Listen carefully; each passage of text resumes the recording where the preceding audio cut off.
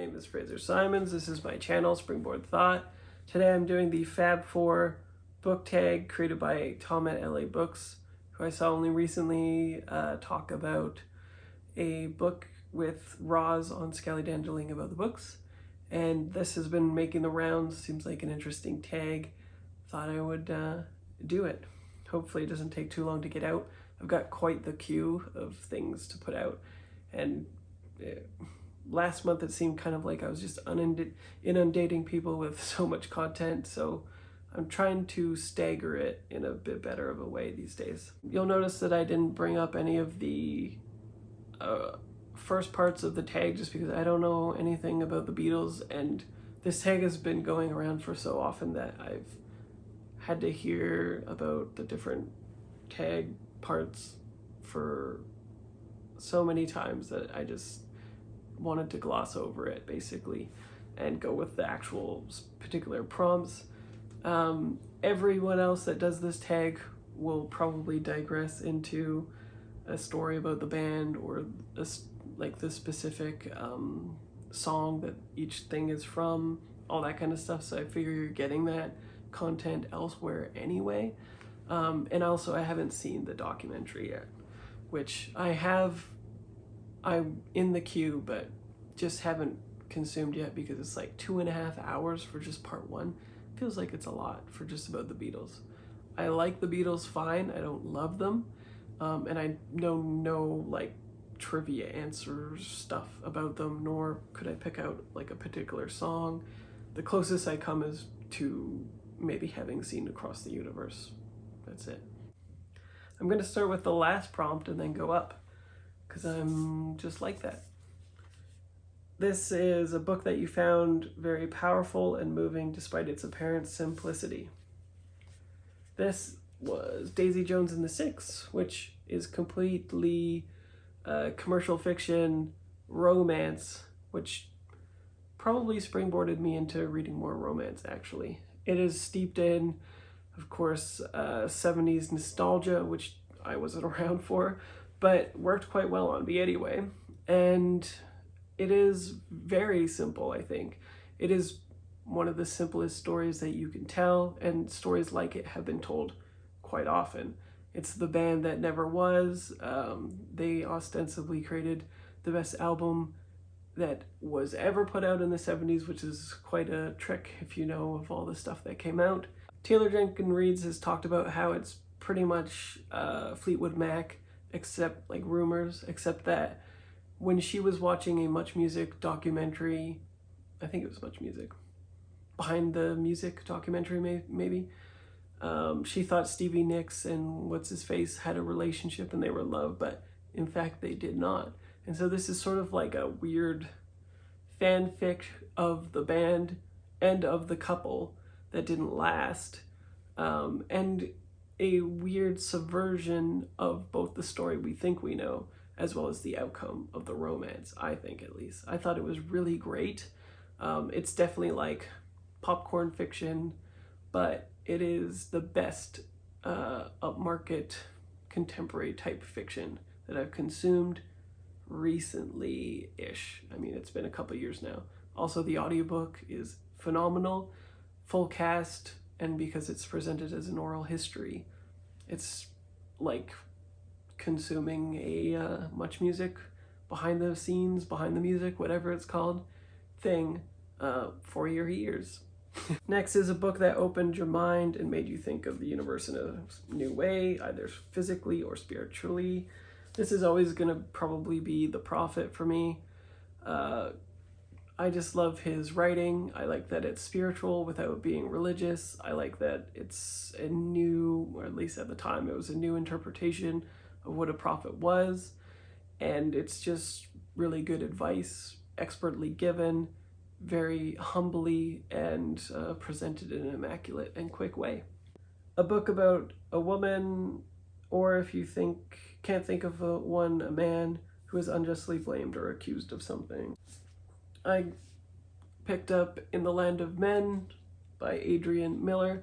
This is about the first woman of Esquire who took over as editor in the fiction section when they were doing that.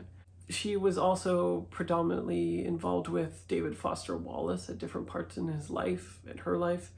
And I think unfairly and strangely, a lot of people attributed very misogynistic reasons for disliking this book to her, because A, it either goes into David Foster Wallace too much, or it doesn't go into him enough, completely mischaracterized all of the time in reviews. And it's almost laughable if it wasn't so sad, because if you look up reviews of this book, generally you won't see pictures of her.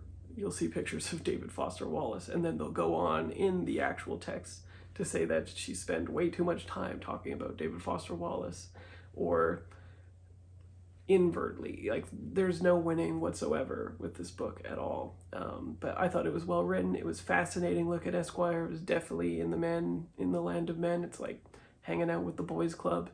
And there is some insider baseball, but I think it's a very humane look at her life and the through line that she created with her career at Esquire was definitely present. And it was just, the reaction to this book was baffling, basically.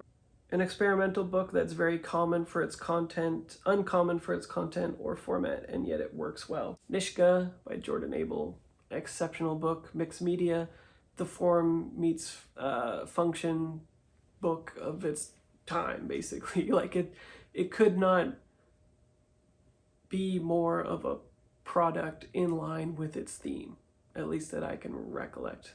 It is mixed media in which it has his speeches that are timed out into different codes that kind of make it poetic, and he is a poet. He gives presentations on his identity, his indigeneity.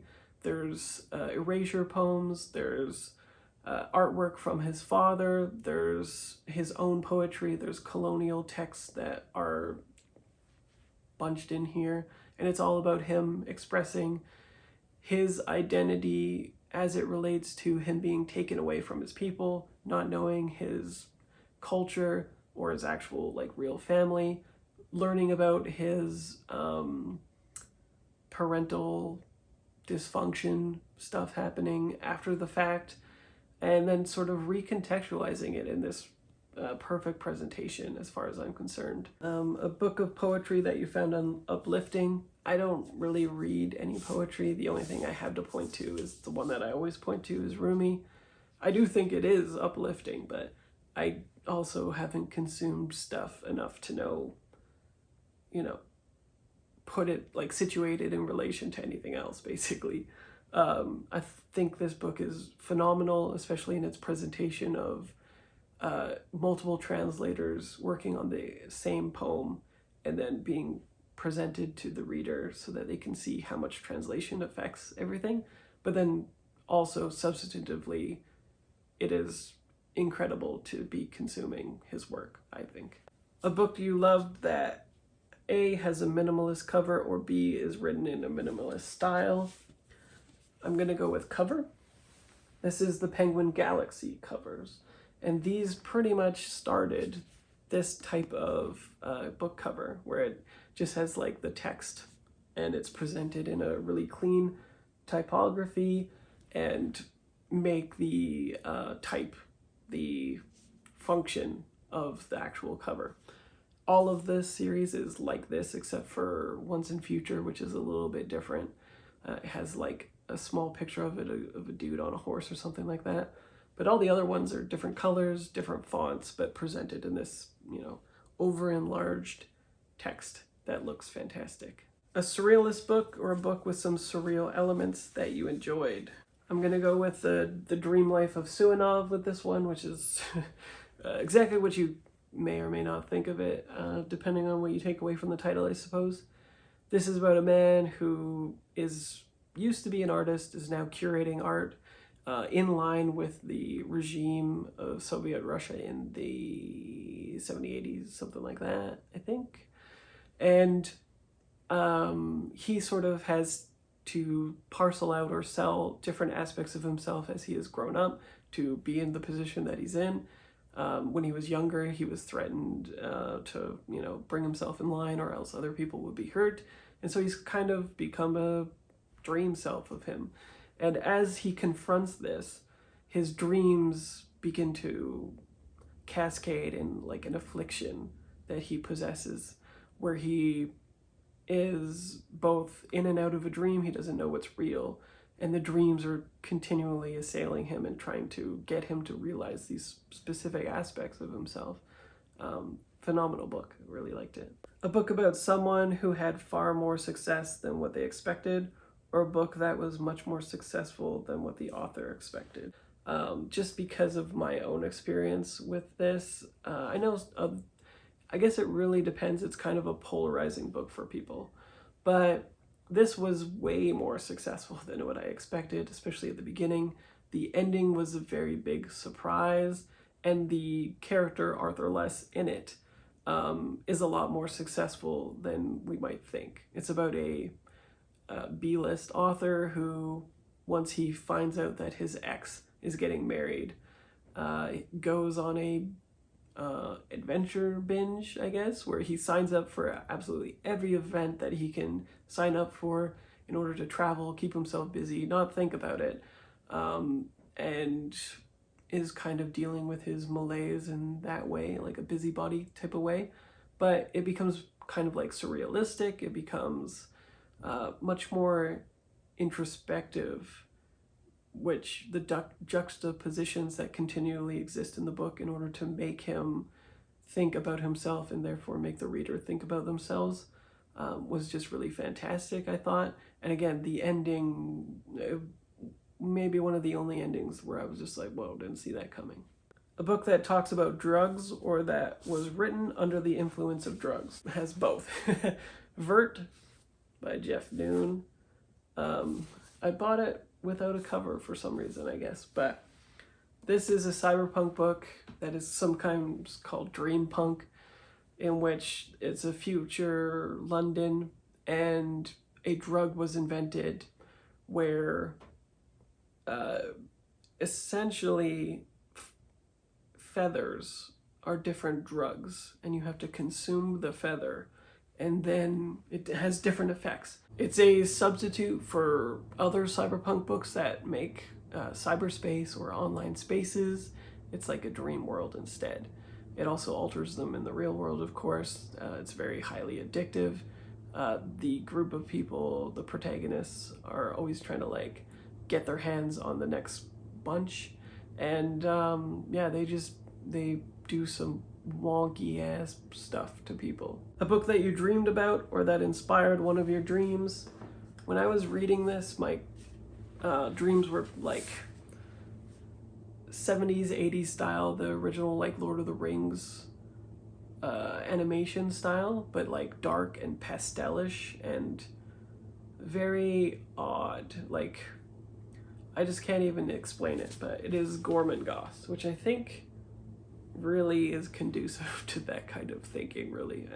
It summons up a lot of like dark imagery. For some reason, for me, it just feels like very like art house, dark animation style that I can't pinpoint anywhere that I've seen, but it's more like a pastiche of all of these different things. Like I said, that weird Lord of the Rings style animation, but with like very dark connotations, almost Wes Anderson meets Tim Burton meets that weird Lord of the Rings thing.